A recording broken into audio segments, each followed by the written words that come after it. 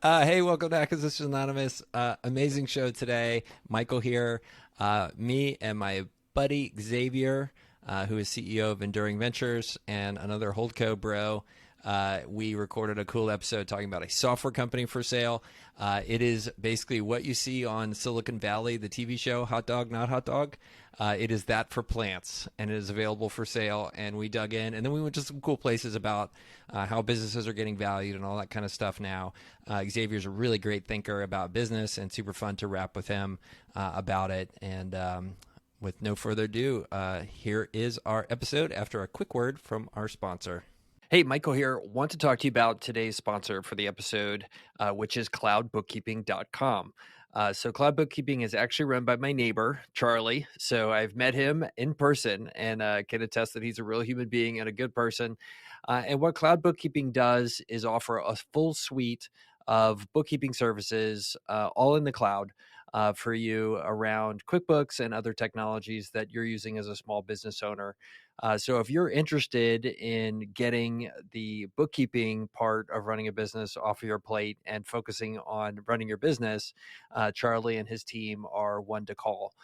They can put together a bunch of other stuff in terms of helping you manage and grow your business besides just bookkeeping, sophisticated reporting, definitely helping you get your QuickBooks online set up in the right way, and a number of things around payroll as well. So definitely know them and recommend them. If you want to find out more about Cloud Bookkeeping, you can go to their website at cloudbookkeeping.com. Reach out to Charlie. I know many of you have, and see if he can help you make your running your business easier and more fun by letting them help with a lot of the bookkeeping solutions. So, and when you call, mention this podcast. It would help us and help Charlie know that we're supporting him as well. So thanks a bunch, and cloudbookkeeping.com as the sponsor for today's episode. Xavier, thanks for being here, man. We got a hell of a deal to talk about. Girdley, I'm loving this. Thank you so much for having me on the pod. After I put my hand up on Twitter, because I guess you just got to ask me to do this. I will be here anytime on this show. So the whole co-bros gonna hang together. So cool. So we found a deal. We both love talking about this one. So I'll get right into it. First of all, anybody on YouTube can see that I'm not a platinum member on MicroAcquire. So yes. Anyone could see that I haven't shaved in a while. So Yeah, that and the fact I don't have a blue check mark means I'm a total loser. So anyway, okay. So here's the deal on MicroAcquire. Thank you again, MicroAcquire, for being a sponsor. They're asking $4.5 million for this company, 6.5 times the revenue multiple. And this is a new thing in MicroAcquire. They give you an asking price reasoning. So I guess we can come back to that in a second. The company was founded in October 2020, and it's a one-person startup. Located in France, it is a subscription-based iOS app that lets users scan plants. Here's what it is: a profitable mobile app with $690,000 in trailing 12 months revenue that lets users scan every plant, flower, and tree in the world and get informations of it. There is another feature that the users add the plant as a favorite, and after that they can add tasks and notes. Currently, the app is available all over the world, but right now is only focusing on 29 countries. They spent a lot of money last year on marketing, and this year they get a ton of lifetime values. Now we have really good lifetime values for almost everything, so the next years we'll have less spend on marketing. They did $690,000 in trailing 12 months revenue, lost $29,000 in trailing 12 months profit. They did $49,000 in revenue last year in the same month, and they had an 82% increase year over year to $90,000. They've been losing money, and they finally started to make money in what they're doing. They have some competitors called Picture This and More, and the business model is subscription-based. They mainly charge $5 per week to allow people to use an app to scan and take a picture of any photo and get it or any plant and get it auto-recognized. So $5 a week. Is this plant pornography, Michael? Is this what are we? Are so. we getting more than just plants behind the scenes? That's my diligence question. I So mean, that is an absurd amount. Can you even imagine the churn rate? If you're hitting someone $4.99 a week, it defies all laws of app gravity. You ever heard of this thing called the pain of pain?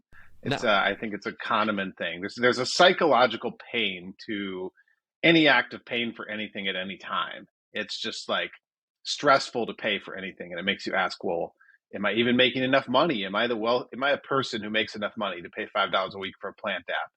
And so when you're actually being charged like every single week, that is like the maximum pain. You have 52 moments of pain in this thing, which is why they always try to get you when you sign up for something to say, "Oh, well, it's $30 a month, but it's $60 for the whole year," because they don't want you to think about the fact you're paying them for the thing.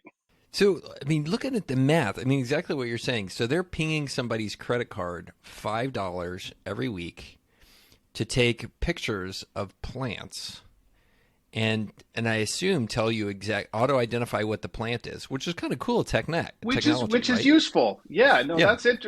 Who has not been in the woods and said, "What is that plant? Is that an oak? Is that a fern? I don't I don't effing know. I have no idea what the fuck that plant is." So, but there's this means so they're charging $5 a week. So the business model is $5 a week over 52 weeks a year. And so that means people are paying $260 a year to have a plant scanning app. And then there's a lot of people doing this. I mean, if I don't have I mean, do the math. 690,000 divided by $260. That means there's 2,600 customers for this thing. Or if the churn rate is not through the roof. So the first question for me says, how do you lose money on $700,000 in revenue when you're a one person company and you're probably not even counting your own salary? Well, you probably spend it on ads, Yeah. and then you probably get people to sign up, and the churn rate is probably, I bet there's like 5 German hikers that are like on the subscription and loving it. And there's like a bunch of people who are like, I wonder what that plant is. I'll try this out for $5. Yeah. And then they run away screaming as soon as they remember to cancel it. That Yeah. would be my thought. Yeah. So that'd be the first thing, like, to take this business a bit more seriously, which I'm trying to, because it's a plant scanning app, which I have no interest in, other than eating plants. They're not that interesting to me. But like, it seems like the first thing to dig in here is understand what are the kind of the SaaS metrics and what are they paying to get customers. And it does kind of worry me when I look at this thing. He talks about spending less on marketing year over year, because that's got to be exactly what you're saying. Like, all the money's going to Google ads, in-app ads, all that kind of stuff to try to just build up the flywheel here. And that's the only explanation for how you're losing money. I mean, he has no other expenses. Basically, the guy that's built this. Well, and if there's no mention of churn, you know that the churn is generally a horrible story.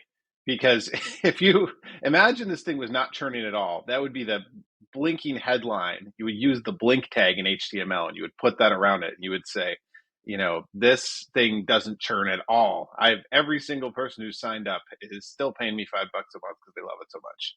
And so usually when you don't see any churn numbers, the exact opposite is true, and it's an absolute bloodbath. I don't I don't know how they get 1 million for this, to be honest. Like, I don't know who would pay $1 million for this thing unless you were like, I don't know, Mary's Plant Shop, the national chain of, I don't know, fern dealers or something, and you You're you strategic. have a digital strategy that you're gonna hook this to. It's all a bit speculative. So it looks like they do have some competitors as well. Coming back to your kind of, this is a commoditized type. What you're talking about for this deal. PlantNet is another one.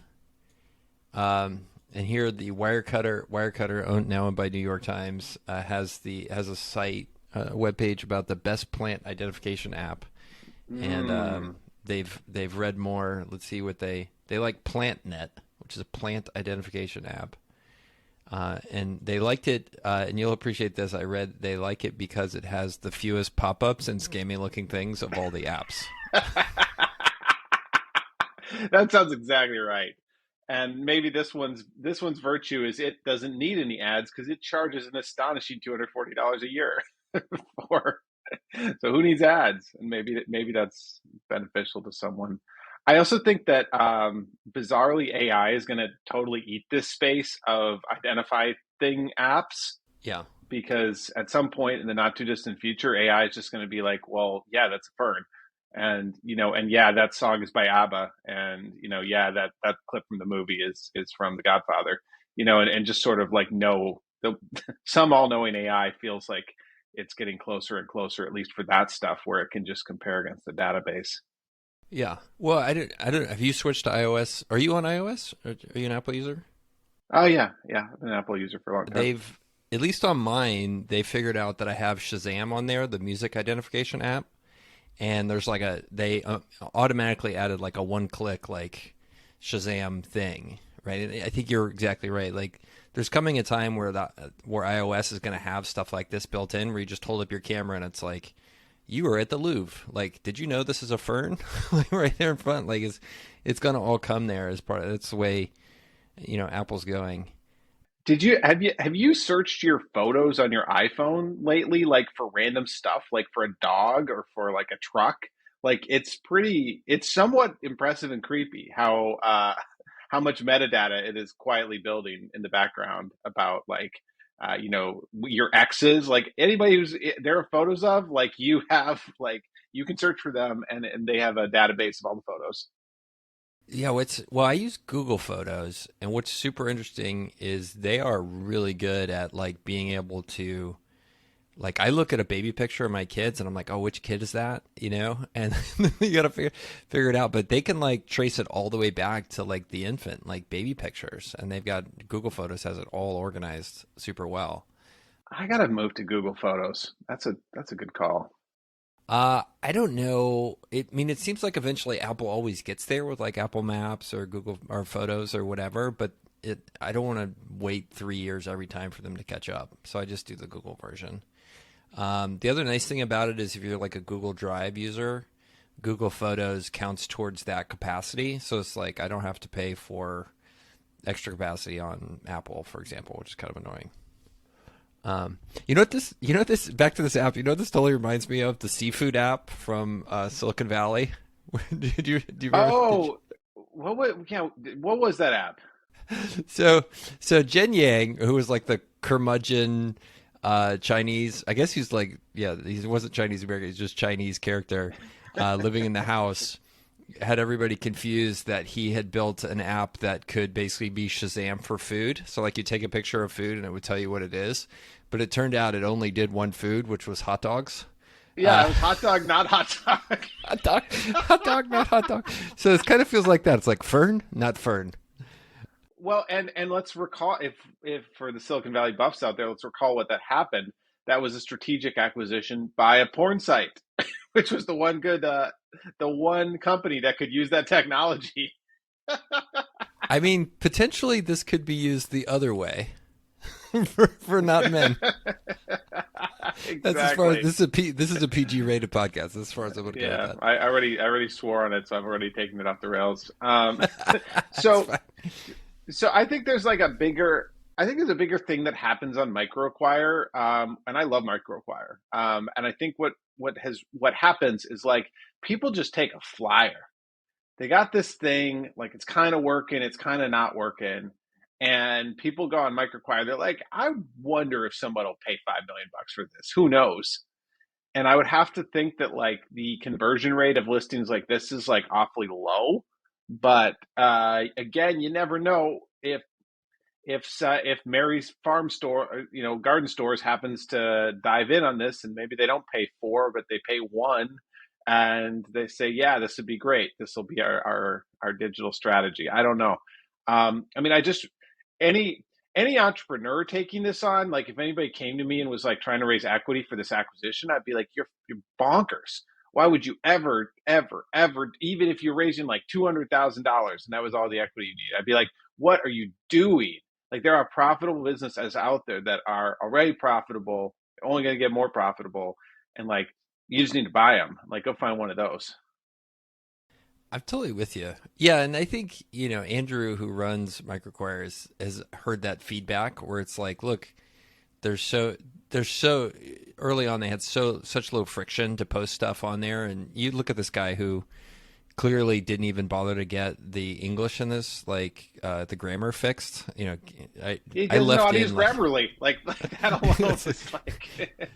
so and I think that's good. I think Andrew's heard that, and they're like doing more to try to fix that because you end up with the biz by sell problem, right? Where it's just like there's just so much junk on there that eventually it just overwhelms you, right? You just can't figure out how to get past it. And biz by sell doesn't seem to care as much as Andrew does because he's trying to build a real marketplace and have it keep going rather than just a listing site. But I totally hear you. It's like I see 90% of these, and I'm like, yeah, I would totally sell this business at $5 million, especially because it's losing money. Like it has a negative enterprise value. So Totally. all right, It's so actually got me thinking what things I should sell on MicroAcquire. everything's for Maybe sale. my Twitter account is for sale on MicroAcquire. Let's see what it's worth.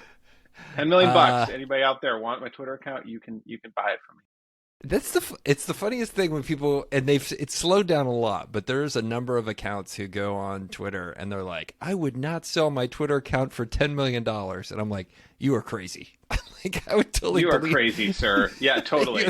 I'm like, honestly, you show up with $1 million in a bag at my doorstep, like I'm probably handing you the keys to that account.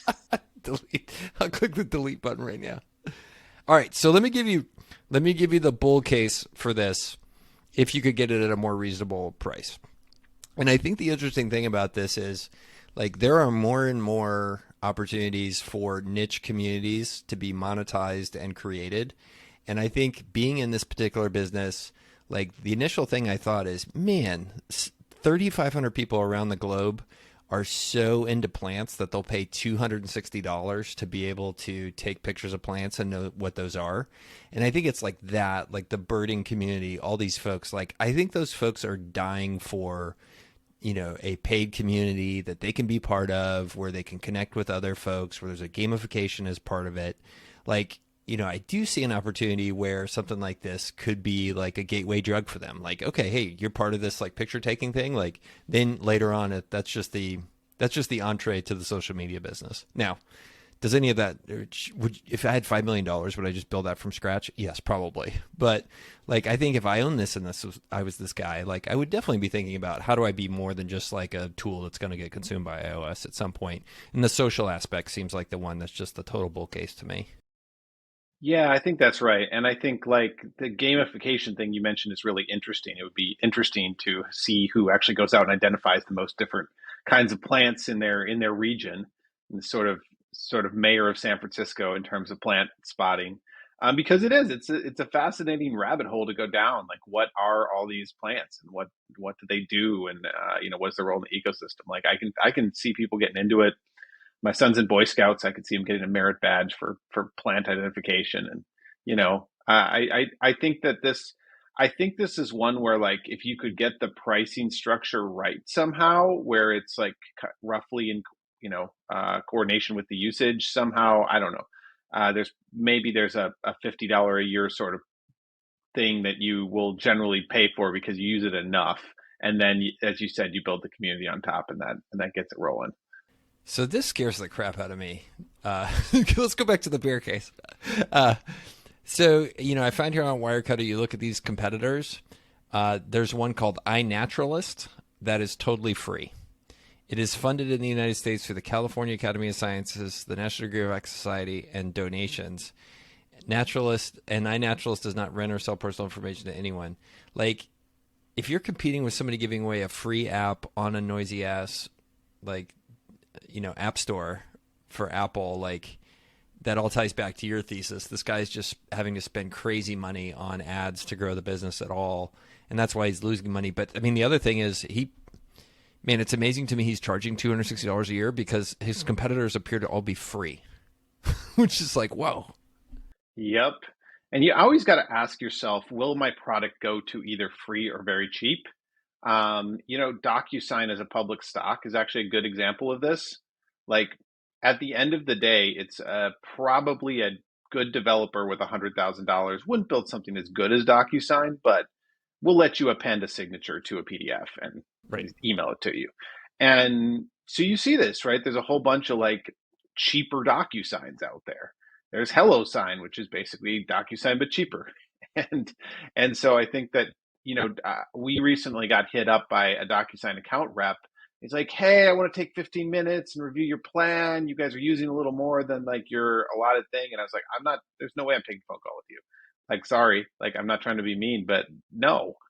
I tell me if you're going to raise my rate, and if you are, I'll go just sign up for HelloSign because I don't want to deal. And the last thing I want to do is get on the phone with your sales rep and understand the enterprise features that I could buy that will make my signing experience, so much more powerful and help grow my business. Like, no effing way am I wasting time on that. So I think that, like, software CRM, the same thing, right? Salesforce charges so much, and then we have all these cheaper CRMs that are sort of engineered in India and are actually pretty good. And I think you'll really, this assumption that like SaaS companies are worth so much because their customers are locked in, I think is really a false assumption. And I think if your product can be built and sold, that'll cost half as much. Businesses will absolutely look at their costs and migrate if they see a justification to do so. Yeah. Well, I saw Jason Limkin, who was, I think, EchoSign, the one that sold to Adobe. That was him, or he's DocuSign. Yeah, anyway, yeah. One of the two. His argument was, eventually the bottom end of the market, I think, where you and I would be for a DocuSign customer, will get commoditized exactly like that. And I'm sitting here telling you that I'm somebody who uses a version of HelloSign that's cheaper than HelloSign. It does like this.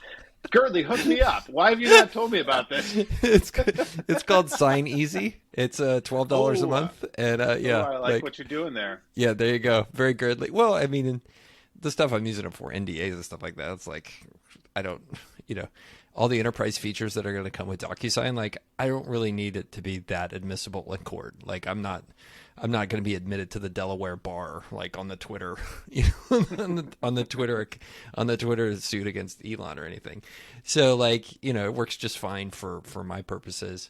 But yeah, Sign Easy is the one I use. And I'm sure there's one that's even cheaper than that you can go find as well. And eventually you just have a race to the bottom. But I think Limkin would tell you that in something like what's going to happen to DocuSign is, and you're seeing it from the sales rep calling, it's like, oh, hey, like, you're some high-end law firm or somebody that has to take this really seriously, like a mortgage firm. They want to have it integrated into their processes inside the company, their workflow, and then they want to have something that's not going to let the CIO get fired.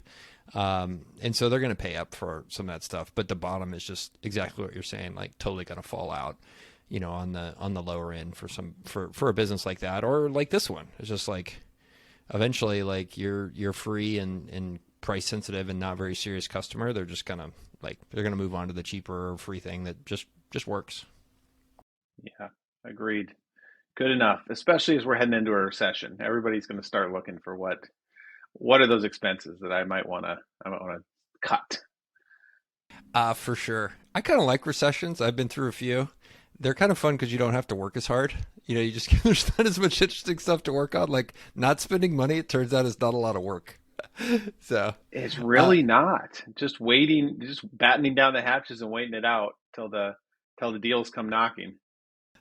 Oh, change the subject a little bit, and then we should come back to this deal. There's this funny group of people on Twitter who, and I need to pull it up. I have it on the screen here, but they like watch exactly like what Constellation and serial acquirers do, like software acquirers, and like it is fascinating to me how they've all gotten this idea of what the market is paying for a certain type of business, and they've never changed that worldview, right? Like to them, they're all still talking about it's like 2014 and Constellation is acquiring software companies. And it was super funny this morning. They're all like, yeah, here's all the companies Constellation bought this past year and the last 6 months. And like, here's what they paid for all of them. And I'm like, no, they didn't pay that. Like, it's not 2014 anymore. You can't buy software companies for 0.5 times revenue that are doing pretty well. Like, it just doesn't work. But it's interesting, and I thought it was interesting to bring up with you because the investing community will get this meme in their head that that's the way the world is, and then they just keep it that way forever. And the folks that are Constellation bros or whatever, like I saw it and I was like, wait, like that's 5 years ago. It's not that way anymore, guys. So you can't do it. Anyway, that got my dander up this morning. So I thought you'd be interested in that Girdley observation. Well, I know that they had a public one that they took private a small public company in Canada, because in Canada you can go public as a much smaller company than you can in the US. That was around that number, that 0.5x revenue. And there's this certain class of software company, or I've seen it, where usually they're founded and run, and they've just gotten entrenched at running with like a lot of people. They have like, it's a senior VP of HR, and they have like, five people in the finance department, and they have, full-time admin and expensive office lease and all that. And it just like eats their $10 million of software revenue. It just like eats it up. And they're sort of stuck. They're not growing fast enough that they can, get escape velocity. They're not strategic to anybody. And so I think Constellation's still able to pick some of those off, especially outside the US, just because, it's might be 0.5 times revenue, but it's like 10 times profits because they don't make any profits, or infinity times profits. Yeah. Yeah. But also a testament to how bad, like, and this comes back to the deal I think we're looking at, how bad a revenue multiple for me is as a rule of thumb, right? It's just like, yeah, I understand. It's irrelevant. Yeah.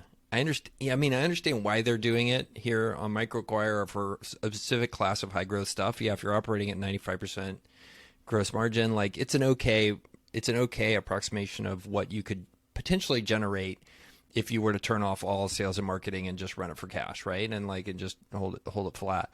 But like for everything else, it's just like, it's exactly what you're saying. It's totally irrelevant. Like it's just the worst kind of lens to look at it, to use to try to figure out the value of a business. Well, it is, and it assumes that ARR is sort of infallible. And I think the other thing about revenue multiples is you look at public companies now that their valuations have compressed. And Jason Lemkin tweets about this. Like you have Twilio, which is growing like 40% a year with like 3 billion of ARR, and is trading at like 4 times ARR. And so it's like, okay, what was your small enterprise SaaS software startup worth again? Like, not. Let's be really generous and give you the Twilio comp. Like you're worth like $8 million, not like 50, like you thought you were. And so I think that like that just ripples through a lot of things. I think this whole revenue multiple thing has just been so dumb, and it's been going on for so long. Um, and hopefully, the other thing about these kind of structurally unprofitable companies, right? The thing about Google is like it has always been really profitable. It has thrown off cash flow and reinvested that cash flow. But many of these SaaS companies just run so structurally unprofitably for years. And I'm zooming in on Twilio there, but yep, so Twilio is still running really structurally unprofitably, and that's part of what the market is pricing into them, is saying, look, you can't just spend $1 billion on R&D when your app seems to just send text messages, and another $1 billion on sales and marketing when everyone already knows about Twilio. And if you keep spending that much, then like, are you buying growth just like the Plant app, or are you actually generating growth because your product is so good? Well, and so I saw that stuff about Twilio, and I was like, wait, I think I know why they're getting punished so bad. Is this cost of revenue is like super high. It's like at 50%, which is not software COGS, right? Because and correct me if I'm wrong, but like a lot of their business is totally dependent upon, they sell you, Mr. Customer, the ability to send text messages and that sort of thing. And then they have to turn around and they have to pay the carriers to send SMSs to people's phones, right? Yeah, exactly. And the carriers know they have some leverage in that. And so, and obviously there is price competition on Twilio too. I have a friend who runs a business that's basically just like Twilio, but cheaper. And it does really, really well. Yeah. Yeah, I think if there's a takeaway from today's lesson, like don't get into a business where it's really easy for people to compete with you as you slightly cheaper. Like, that's what this. Or start a business that I think the next generation, I want to see some free products out there. Like I think nobody has done a really good free CRM that then has upsells. Probably HubSpot is the closest to that, where like there's a lot of free features you can get. But like there should be like a free DocuSign where it's just free and it's pretty good, And then, yeah, there's some things that upsell, like maybe API access or something, and whatever 5 or 10% of people adopt it. But you just build your business model differently, and you just don't spend anything on sales and marketing. You don't spend on sales reps. You don't even spend that much in R&D. You spend like some amount to build the product and make it functional and basically stable. And then, sort of like Credit Karma, right? Where it used to like used to have to pay for a credit report, and then Credit Karma was like, no, your credit report is free, and we are a credit card leads business. We read your credit report, and then we pitch you on why you should get an Amex Platinum. And I think that there's more opportunity for those sort of models where people lead with otherwise paid product that's free. That is your whole marketing. A bunch of people use it, and then you find some way to upsell it. And it's not $1 billion revenue business, but it's a tens of millions of dollar revenue business that's super profitable because you don't spend on sales and marketing. Yeah. Well, and I think that was my case for where this guy should take this plant app, right? It's like, okay, become the online community for plant nerds. I can't believe I just used that phrase. There are really plant nerds out there. It's unbelievable. Yeah, herbologists. I don't know what they would be. Herbies. It's the equivalent of furries, but for plants. Oh God, here we go again. That's why I'm sorry. I charge $5 a month. It's been a long week. You dress up like a fern. Oh man, there's some weird stuff. Yeah, there's some weird stuff out there. There's some weird stuff. Cool. Well, I think, man, awesome job today. This is a crazy business. Seafood for plants. I can't blame this guy for trying. Not hot dog. Not hot dog. Not hot actually dog. just not, says plant, not plant. Plant, not plant. Fern, not fern. All right, we'll end it there. Thanks, man. Really good job. It's good All right, thanks, good doing this with you.